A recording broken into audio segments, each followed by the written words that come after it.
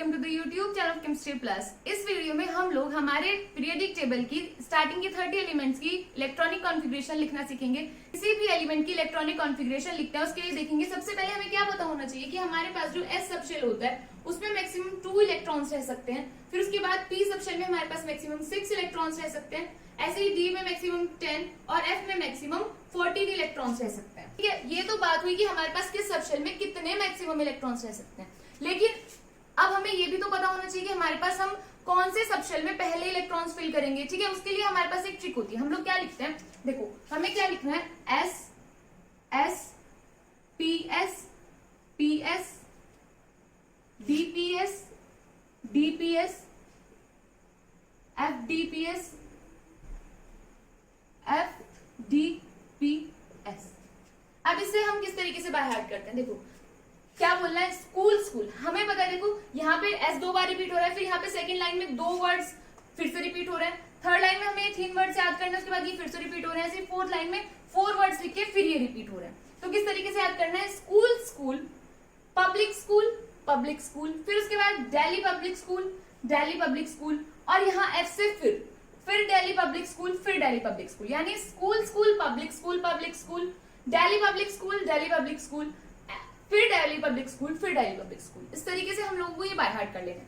फिर उसके बाद हमें यहां से काउंटिंग स्टार्ट करनी है। यहाँ क्या लिखना है, 1, क्योंकि हमारे पास फर्स्ट लाइन है तो यहाँ पे 1 लिखेंगे। 1 2 3 4 5 6 7 8। कैसे लिखना है कि हमारे पास जहां जहां ऐसे से हमने उन्हें नंबरिंग कर दी। फिर यहाँ पे यहाँ पे हमें सेकंड से स्टार्ट करना है। ऐसे याद कर लो कि हमारे पास ये सेकंड लाइन में आया है पहली बार, तो हमें इसे 2 से स्टार्ट करना है। 2 3 4 5 6 और 7।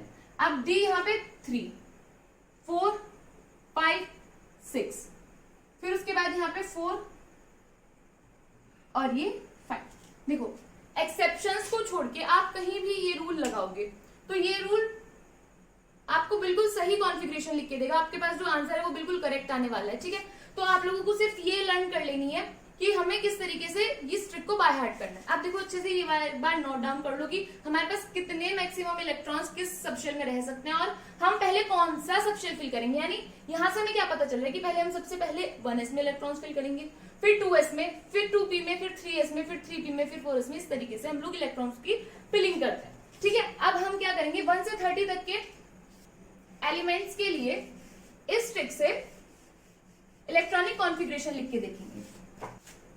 तो अभी देखो हमारे पास सबसे पहले क्या आता है, हाइड्रोजन, फिर होता है हीलियम, उसके बाद लिथियम, फिर आता है हमारे पास बेरिलियम, बोरोन, कार्बन, फिर आता है नाइट्रोजन। तो यहां से फिर नंबरिंग करेंगे 1 2 3 4 5 6 7। यानी कि हमारे पास हाइड्रोजन के पास 1 इलेक्ट्रॉन है, हीलियम में 2, लिथियम में 3, ऐसे 4 5 6 7। ठीक है, अब इसकी इलेक्ट्रॉनिक कॉन्फ़िगरेशन हम लोग इस रूल से लिखेंगे। किस तरीके से, देखो हाइड्रोजन के पास 1 इलेक्ट्रॉन है तो क्या होगी इसकी इलेक्ट्रॉनिक कॉन्फ़िगरेशन, 1s1, क्योंकि हमें एक ही इलेक्ट्रॉन फिल करना है, वो कहा जाएगा 1s सबशेल में। फिर उसके बाद हीलियम के लिए लिखेंगे तो 1s। अब देखो हमारे पास यहाँ 2 इलेक्ट्रॉन्स है तो ये इस तरीके से नहीं जाएंगे कि 1 यहाँ 1 यहाँ, सबसे पहले हमें 1s कंप्लीटली फिल करना है। ठीक है, तो यहाँ पे 1s2, फिर उसके बाद लिथियम की लिखेंगे तो 1s2। अब 2 तो हमने फिल कर दिए, उसके बाद हमारे पास बचता है 1, क्या है 1s के बाद यहाँ पे 2s, तो हम नेक्स्ट इलेक्ट्रॉन अपना 2s में फिल कर देंगे। ठीक है, फिर उसके बाद बेरिलियम की बात आती है तो 1s2 2s। यहाँ पे हमारे पास 1 इलेक्ट्रॉन है अभी तक, तो हम क्या करेंगे 1 और ऐड कर देंगे 2। उसके बाद बेरिलियम के लिए 1s2 2s2। अब देखो हमारे पास 2 इलेक्ट्रॉन्स यहाँ फिल हो चुके, 2 यहाँ फिल हो चुके, यानी 4 हो चुके। अब हमारे पास एक और इलेक्ट्रॉन है जिसे हमें फिल करना है।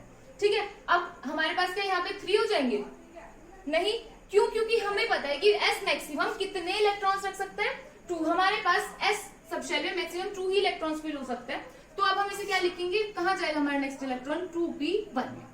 फिर उसके बाद कार्बन के लिए लिखेंगे 1s2 2s2 2p2। ऐसे नाइट्रोजन के लिए लिखेंगे 1s2 2s2 2p2। तो यहाँ तक हो गया। अब हमारे पास यहाँ पे देखो 4 इलेक्ट्रॉन्स हो चुके, 7 में से 4 है, हमारे पास 3 इलेक्ट्रॉन्स बचे हैं। मैं p के पास मैक्सिमम कितने इलेक्ट्रॉन्स हो सकते हैं, 6, तो अब यहाँ पे 3, यानी कि हमारे पास नाइट्रोजन तक कोई भी प्रॉब्लम नहीं है। इसके बाद हम लोग आगे के एलिमेंट्स के लिए लिखेंगे। तो अभी देखेंगे हमारे पास 8 नंबर होता है ऑक्सीजन का, फिर फ्लोरीन के लिए 9, नियोन के लिए 10, सोडियम के लिए 11, ऐसे ही आगे 13, 14, 15, 16। किस तरीके से हम लोग इनकी इलेक्ट्रॉनिक कॉन्फ़िगरेशन लिखेंगे, देखो उस वाली ट्रिक से। कैसे लिखेंगे, सबसे पहले हमारे पास 1s है, फिर है हमारे पास 2s, देखो यहां से चलने के बाद हमें यहाँ आना है, फिर हमारे पास है 2p। ऑक्सीजन के पास है 8 इलेक्ट्रॉन्स, यहाँ पे 2 फिल होंगे, फिर यहाँ पे 2 फिल होंगे, फिर उसके बाद हमारे पास बचे 4, 4 हमारे पास p में चले जाएंगे। फिर उसके बाद यहाँ पे लिखेंगे 1s, 2s, 2p, 2, 2, 5। देखो 9 कंप्लीट हो गए ना, हमारे पास 2 + 2 + 5 9। फिर उसके बाद नियॉन के लिए लिखेंगे 1s2, 2s2, 2p 6। फिर उसके बाद लिखेंगे सोडियम के लिए, जिसके लिए नंबर क्या है 11, 1s2, 2s2, 2p 6। अभी देखो हमारे पास यहाँ पे p के पास कितने मैक्सिमम इलेक्ट्रॉन्स रह सकते हैं, हमें पता है कि 6, यानी कि अब हमें इससे आगे बढ़ना पड़ेगा। इससे आगे हमारे पास क्या है 3s, यानी कि हमारे पास जो नेक्स्ट इलेक्ट्रॉन है वो 3s में जाएगा, यानी 3s1। काउंट करेंगे किस तरीके से, 2 + 2 + 6 + 1 यानी कि 11, ठीक है। फिर उसके बाद मैग्नीशियम के लिए लिखेंगे तो 1s2, 2s2, 2p6, 3s2। फिर उसके बाद एल्यूमिनियम के लिए 1s2, 2s2, 2p6, 3s2। अब हमें पता है कि हमारे पास s में फिर से मैक्सिमम 2 रह सकते हैं, तो हम क्या करेंगे, इससे आगे चलेंगे, इसके आगे जो हमारे पास सब शेल है उसमें नेक्स्ट इलेक्ट्रॉन फिल करेंगे। तो यहाँ पे क्या आएगा 3p1। अब देखो इसके बाद जब तक यहाँ पे p में पूरे कंप्लीट 6 इलेक्ट्रॉन्स नहीं भर जाते तब तक हम p में ही फिल करते रहेंगे। तो यहाँ पे ये सब सेम रहेगी, क्या लिखेंगे यहाँ पे 3p2। फिर 15 इलेक्ट्रॉन्स के लिए ये सब सेम, यहाँ पे क्या लिख देंगे 3p3।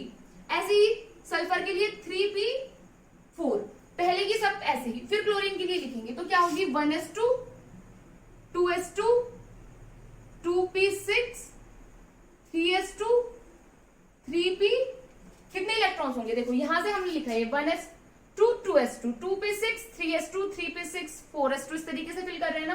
तो अभी हमारे पास 17 इलेक्ट्रॉन्स भरने हैं, यहां तक हमारे पास 10 इलेक्ट्रॉन्स हो चुके हैं, 10 + 2 12, 12 के बाद 17 करने के हमें यहाँ पे 5 इलेक्ट्रॉन्स फिल करना है।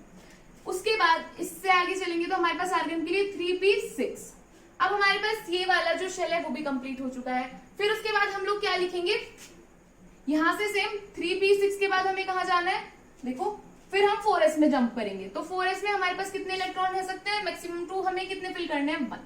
फिर उसके बाद कैल्शियम पे आता है, तो पहले की सारी सेम होगी, यहाँ पे क्या लिखेंगे 3p6, 4s2। अब हमारे पास 4s2 भी कंप्लीटली फिल हो चुका है। तो अब हम 20 से आगे के एलिमेंट्स के लिए देखेंगे किस तरीके से लिखेंगे।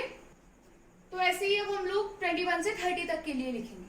अभी देखो 21 पे हमारे पास आता है Sc, फिर आता है Ti, ये तो सबने याद कर रखे होंगे ना, आपको पता है ना कि ये डी ब्लॉक एलिमेंट्स है, कैसे याद करते हैं, शक्ति, विक्रमन, फेकोनी, कोपरजिन, किस तरीके से, ठीक है, यहां से लेके यहां तक, यानी कि हमारे पास Sc, Ti, क्रोमियम और फिर उसके बाद कॉपर, जिंक, किस तरीके से है। तो हम किस तरीके से इनकी इलेक्ट्रॉनिक कॉन्फ़िगरेशन लिखेंगे, देखो सबसे पहले हमें लिखना है 1s2, 2s2, 2p6, 3s2, 3p6।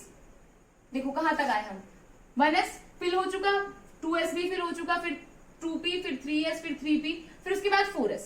4s में हमारे पास 2 इलेक्ट्रॉन्स रह सकते हैं। अब यहाँ तक हमारे पास कितने हैं, देखो यहां से यहां तक हमारे पास 10, फिर ये भी 10, 20 यानी कंप्लीट हो चुके। अब 4s के बाद हमारे पास इलेक्ट्रॉन कहाँ आएगा 3d में, तो यानी कि 3d1। अब देखो हमारे पास जो लास्ट इलेक्ट्रॉन है वो हमारे पास डी सबशेल में है, तो यहां से भी हमें पता चल रहा है कि वाला जो एलिमेंट है वो डी ब्लॉक से है। फिर उसके बाद ये सब पूरी की पूरी सेम होगी, क्या आएगा 3d2। हमें पता है कि डी में मैक्सिमम कितने इलेक्ट्रॉन्स रह सकते हैं 10। उसके बाद यहां पूरी सेम 3d3, फिर क्रोमियम के लिए पूरी सेम 3d4। सही है ये, नहीं क्यों, क्योंकि हमारे पास क्रोमियम जो है वो एक्सेप्शन है, ये एक्सेप्शनल केस है। हमारे पास एक तो क्रोमियम और उसके बाद कॉपर, ये दोनों एक्सेप्शनल केस है। और इनमें जो रीजन दिया जाता है कि क्यों इनकी इलेक्ट्रॉनिक कॉन्फ़िगरेशन ये नहीं होगी कुछ और होगी, वो बहुत सिंपल है। क्यों, क्या बोलते हैं कि हमारे पास इनकी इलेक्ट्रॉनिक कॉन्फ़िगरेशन जो करेक्ट है वो होती है 1s2, 2s2, 2p6, 3s2, 3p6, 4s2, 4s1, 3d5।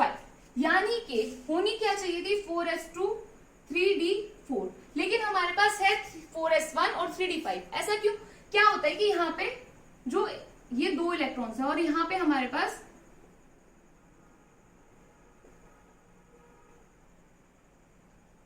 4 electrons हैं। अब हमें पता है कि कोई भी सबशेल अगर हाफ फिल्ड होगा तो वो बहुत ज्यादा स्टेबल हो जाता है, उसकी एनर्जी बहुत अच्छी हो जाती है। तो ये क्या करेगा, यहां से एक इलेक्ट्रॉन निकलेगा और वो यहां आ जाएगा, यानी कि वो जो डी सबशेल है उसे हाफ फिल्ड बना देगा। तो इसीलिए हमारे पास ये वाली कॉन्फ़िगरेशन होगी, ये वाली होगी, क्योंकि ये वाली कॉन्फ़िगरेशन में हमारे पास जो एलिमेंट है वो ज्यादा स्टेबल रह पाता है।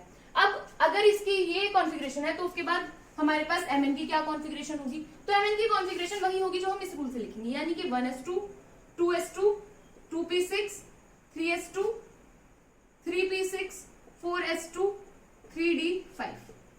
ठीक है, यानी कि वहां जाने के बाद हमारे पास नेक्स्ट इलेक्ट्रॉन वापस से s सबशेल में आ गया।